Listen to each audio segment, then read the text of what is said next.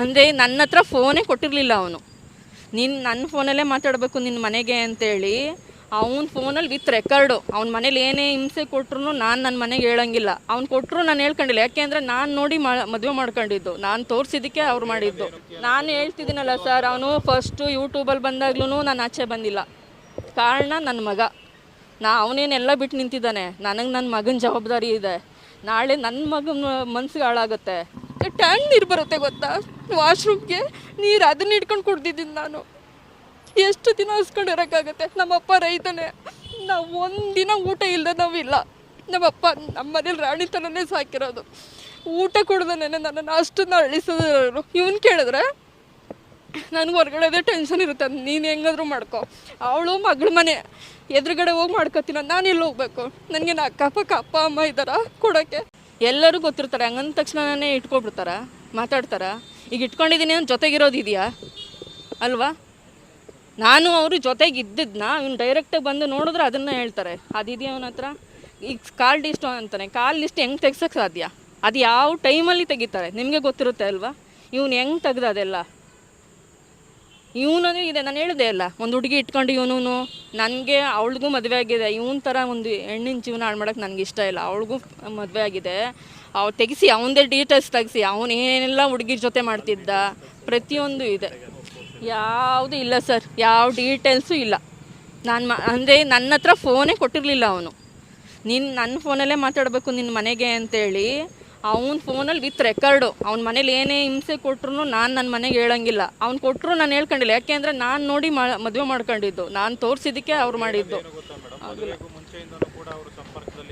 ಇಲ್ಲ ಸರ್, ಜೂನಲ್ಲಿ ನಾನು ನೋಡಿ ಹೋಗಿದ್ದವನು. ಮದುವೆ ಆಗಿದ್ದು ನವೆಂಬರ್. ಅಲ್ಲಿ ತನಕ ಅವನು ಏನು ಮಾಡ್ತಿದ್ದ? ಈಗ ನನಗೇನೋ ಬೇರೆ ಥರ ಇದೆ ಅಂದರೆ ಅವ್ನು ಬಂದು ಕಂಡುಹಿಡಿಬೋದಿತ್ತು. ನಮ್ಮ ಊರಿಗೆಲ್ಲ ನಾನು ಬೇಲಿ ಹಾಕಿರಲಿಲ್ಲ ಅಲ್ವಾ? ನಮ್ಮೂರವ್ರು ಇಬ್ಬರು ಮದುವೆ ಆಗಿದ್ದಾರೆ, ಅವ್ರ ಊರಿಗೇನೇನೆ. ಅವ್ರು ಕೇಳ್ಬೋದಿತ್ತು ಆ ಹುಡುಗಿಗೆ ಅಂತ. ನಾವು ಬಲವಂತ ಮಾಡ್ಕೊಂಡಿಲ್ಲ. ಇವ್ನು ಕುಡಿತಾನೆ ಇಲ್ವಾ ಅಂತ ಅವ್ನು ಕೇಳಿದೆ. ಇನ್ನೊಂದು ಸರಿಗೆ ಏನೋ ಯಾವಾಗಲೂ ಅವನೇ ಫೋನ್ ಮಾಡಿ ಒಂಥರ ಕುಡ್ದೋರ್ ಥರ ಮಾತಾಡ್ದ. ಅವ್ರ ಅಮ್ಮನಿಗೆ ಹೇಳಿದೆ, ನಿಮ್ಮ ಮಗ ಕುಡಿತಾನೆ ಅನಿಸುತ್ತೆ, ನಾನು ಒಪ್ಕೊಳ್ಳಲ್ಲ, ಇನ್ನೂ ಎಂಗೇಜ್ಮೆಂಟ್ ಆಗಿಲ್ಲ, ಏನಿಲ್ಲ, ನೋಡೋಗಿದ್ರು. ಇಲ್ಲ ನನಗೆ ಬೇಡ ಅಮ್ಮ ಅಂದಿದ್ದಕ್ಕೆ ರಾತ್ರಿ ಬಂದುಬಿಟ್ಲು. ಇಲ್ಲ, ನನ್ನ ಮಗ ಸುಮ್ಮನೆ ಎಲ್ಲೋ ತಮಾಷೆ ಮಾಡಿರ್ಬೇಕು, ಅವ್ನಿಗೆ ಯಾವುದೇ ಚಟಗಳಿಲ್ಲ ಅಂತ. 108 ಚಟಗಳಿದೆ ಅವನಿಗೆ. ಈ ಸೊಪ್ಪು ಥರ ಸಿಗುತ್ತೆ ಗೊತ್ತಾ, ಅದು ನನಗೆ ಗೊತ್ತಿಲ್ಲ ಏನು ಅಂತ. ಅವ್ನ ಪ್ಯಾಂಟ್ ಜೋಬಲ್ಲಿ ಯಾವಾಗಲೂ ಅದಕ್ಕೆ ಏನೋ ಒಂದು ಪೆಟ್ನ ಇಟ್ಕೊಂಡಿದ್ದಾರೆ ಅವ್ರ ಹುಡುಗರು. ಫೋನ್ ಮಾಡಿದ ತಕ್ಷಣ ಹೋಗೋನು. 3 ದಿನ 4 ದಿನ ಬರ್ತಿರ್ಲಿಲ್ಲ. ಈ ಜಾಸ್ತಿ ಅವನು ಶ್ರೀರಾಮ್ಪುರದಲ್ಲಿ ಇರೋನು. ಪ್ರತಿ ಸರಿನೂ ನನ್ನ ಹತ್ರ ಬಂದು ಹೇಳೋದು, ನೀನೇನು ಜಾಸ್ತಿ ಮಾಡಿದ್ರೆ ನಾನು ರೋಡಿ ಕಡೆ ಇರೋನು, ನನಗೇನು ಪೊಲೀಸ್ ಸ್ಟೇಷನ್ ಹೊಸದಲ್ವೇ ಇಲ್ಲ, ಮಾವನ ಮನೆ ಇದ್ದಂಗೆ, ಹೋಗು. ನಾನು ಇನ್ನೆಲ್ಲಿಗೆ ಹೋಗ್ಬೇಕು? ಈಗ ಸ್ಟೇಷನ್ಗೆ ಹೋದ್ರೆ ಏನಂತಾರೆ, ನಿಮ್ಗೆ ಇಷ್ಟ ಇಲ್ವಾ, ಕೋರ್ಟ್ಗೆ ಹೋಗಿ ಡ್ರೈವರ್ಸ್ ತೊಗೊಳ್ಳಿ ಅಂತಾರೆ. ಈಗ ಕೋರ್ಟ್ಗೆ ಹಾಕಿದ್ದವನು ಅವನು ಅಂದಮೇಲೆ ಬಂದು ತೊಗೋಬೇಕಲ್ವಾ? ಅದಕ್ಕೆ ನಿಮ್ಮ ಮೂಲ ಕೇಳ್ತಾ ಇದ್ದೀನಿ, ಈ ಸೆಕೆಂಡೇ ಬರಲಿ ಅವನು. ಈಗ ಕೊಟ್ಟಿಲ್ಲ ಅಂತ ಹೇಳ್ತಿದ್ದಾನಲ್ಲ, ಈ ಸೆಕೆಂಡ್ ಬಂದು ನಿಂತ್ಕೊಳ್ಳಿ. ನಾನು ಪೇಪರ್ ಸೈನ್ ಮಾಡಿಲ್ಲ ಅಂದರೆ ಕೇಳಿ, ಅವ್ನು ಮದುವೆ ಆಗ್ತಾನ ಈಗಲೇ ಆಗಲಿ, ನನಗಿಲ್ಲ. ನಾನು ನೋಡಿರೋನು ಮುಂದೆ ಅವನು ಹೇಳಿದ್ನಲ್ಲ, 10 ವರ್ಷ ಬೇಕಾಗಿರಲಿಲ್ಲ ಒಂದು ಹುಡುಗಿ ಡೈವರ್ಸ್ ಕೊಟ್ಬಿಟ್ಟು ಇನ್ನೊಬ್ಬಳು ಸಂಸಾರ ಮಾಡೋ ತಾಕತ್ತು ಅವ್ನಿಗಿಲ್ಲ. ಒಂದು ಮಗು ಸಾಕೋ ತಾಕತ್ತಿಲ್ಲ. ಡಿವೋರ್ಸ್ಗೆ ನಡೀತಾ ಇದೆ. ಇವ್ನು ಬರದೇ ಇರೋದ್ರಿಂದ ಅದು ಹಾಗೇ ಇದೆ. ಇವ್ನು ಬರ್ತಾನೆ ಬರಲ್ಲ, ಅದು ಹೇಳಿಲ್ವಾ, ಮಗು ಬೇಕು ಅಂತ ಬರ್ತಾನೆ.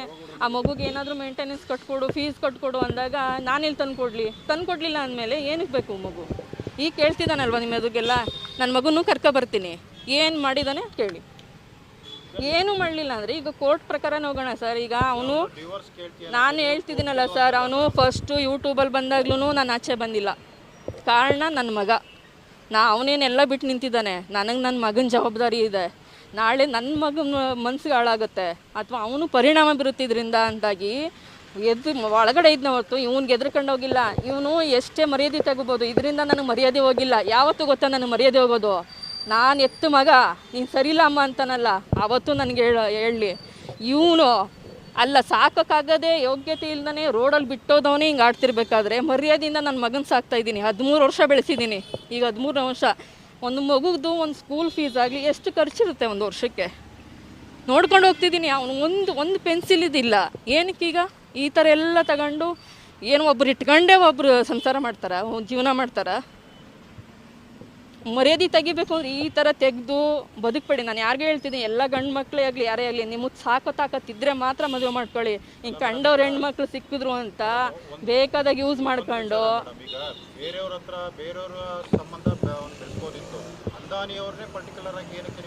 ಅದು ಅವನ್ನೇ ಕೇಳಬೇಕು. ನಾನು ಹೇಳ್ತಾ ಇದ್ದೀನಲ್ಲ, ನನಗೂ ಅದಕ್ಕೂ ಯಾವುದು ಸಂಬಂಧನೇ ಇಲ್ಲ ಅಂತ ಹೇಳ್ತಿದ್ದೀನಿ. ಈಗ ನಾನು ಹೇಳ್ತಿದ್ದೀನಿ, ಅದು ಯಾವುದೋ ಒಂದು ಹುಡುಗಿ ಇಟ್ಕೊಂಡಿದ್ದ ಅದು ಎಲ್ಲ ತೆಗಿಸ್ಲಿ. ಈಗ ಹೇಳ್ತಿದ್ದೀನಲ್ಲ, ಕಾನೂನು ಮೂಲಕನೇ ಹೋಗ್ತೀನಿ ನಾನು. ಅವನ ಥರ ಎಲ್ಲೋ ಕದ್ದು ನಿಂತ್ಕೊಂಡು ವೀಡಿಯೋ ಮಾಡಿಬಿಟ್ಟು ಈಗ ಯೂಟ್ಯೂಬ್ ಮಾಡಿದ 15 ದಿನ ಪತ್ತೆ ಇಲ್ಲ. ಈಗೆಲ್ಲ ಸರಿ ಇದ್ದಿದ್ರೆ ಎದುರುಗಡೆ ಬರ್ಬೋದಿತ್ತಲ್ವ. ಬಂದೇ ಇಲ್ಲ ಅವನು, 15 ದಿನ ಕಾಣಿಸಿಲ್ಲ. ಅವನು ಎಲ್ಲೋಗಿದ್ದ? ಈಗ ನಾನು ಕರೆಕ್ಟ್ ಇದ್ದೀನಿ ಅಂದಮೇಲೆ ವೀಡಿಯೋ ಮಾಡಿಬಿಟ್ಟ ಯೂಟ್ಯೂಬಲ್ಲೆಲ್ಲ ಅವನದೇನೇನೆ. ನಾನು ಬಂದಿನಿ, ಮತ್ತೆ ಕೋರ್ಟ್ಗೆ ಸ್ಟೇಷನ್ಗೆಲ್ಲ ಹೋಗಿದ್ದೀವಿ. 15 ದಿನ ಎಲ್ಲ ಉತ್ಕೊಂಡಿದ್ದ ಅಲ್ವಾ?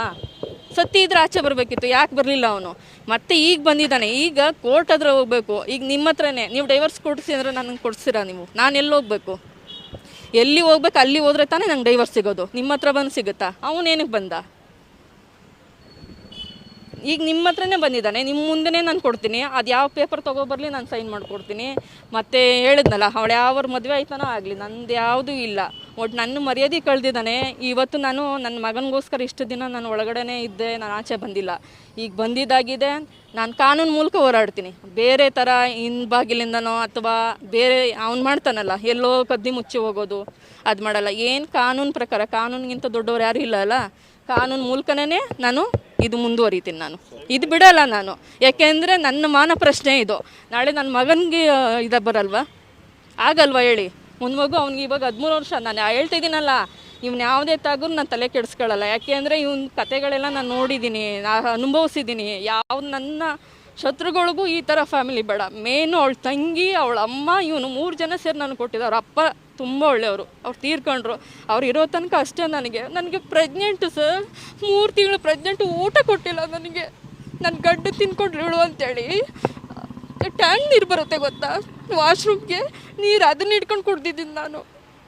ಎಷ್ಟು ದಿನ ಹಸ್ಕೊಂಡಿರೋಕ್ಕಾಗತ್ತೆ? ನಮ್ಮಪ್ಪ ರೈತನೇ. ನಾವು ಒಂದಿನ ಊಟ ಇಲ್ಲದೆ ನಾವಿಲ್ಲ. ನಮ್ಮಪ್ಪ ನಮ್ಮ ಮನೇಲಿ ರಾಣಿ ಥರನೇ ಸಾಕಿರೋದು. ಊಟ ಕೊಡ್ದೇನೆ ನನ್ನನ್ನು ಅಷ್ಟನ್ನು ಅಳಿಸೋರು. ಇವನು ಕೇಳಿದ್ರೆ ನನಗೆ ಹೊರಗಡೆದೇ ಟೆನ್ಷನ್ ಇರುತ್ತೆ. ನೀನು ಹೆಂಗಾದ್ರೂ ಮಾಡ್ಕೊ. ಅವಳು ಮಗಳ ಮನೆ ಎದುರುಗಡೆ ಹೋಗಿ ಮಾಡ್ಕೊತೀನ, ನಾನು ಎಲ್ಲಿ ಹೋಗ್ಬೇಕು? ನನಗೆ ಅಕ್ಕಪಕ್ಕ ಅಪ್ಪ ಅಮ್ಮ ಇದ್ದಾರ ಕೊಡೋಕ್ಕೆ? ಬಸ್ರಿ ಸರ್, ಮಗು ಹೊಟ್ಟೆಲಿರೋ ಮಗು ಅವನದಲ್ವಾ?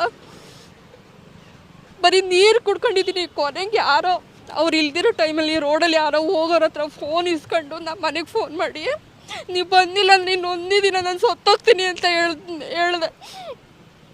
ಆಗ ನಮ್ಮಪ್ಪ ಪಾಪ ಅವ್ರು ಪೊಲೀಸ್ ಒಳ್ಳೆಯವರಲ್ಲ. ನಿಮ್ಮ ಮಾವ ತಿಥಿ ಮುಗಿದ ತಕ್ಷಣ ಕರ್ಕೊಂಡು ಹೋಗ್ಬಿಡ್ತೀವಿ ಇರವ ಅಂತೇಳಿ, ಆ ತಿಥಿ ಮುಗಿದ ತಕ್ಷಣ ನಾನು ಕರ್ಕೊಂಡು ಹೋದ್ರು. ಅಕಸ್ಮಾತ್ ಇಲ್ಲಿ ತನಕ ಇದ್ದಿದ್ರೆ ನಾನು ಇಲ್ಲ, ನನ್ನ ಮಗುನೂ ಇಲ್ಲ. ಅವ್ರ ಅವ್ವನೇ ಇದಕ್ಕೆ ಮೇಯ್ನು, ಸಾಯಿಸಿ ಬಿಡು.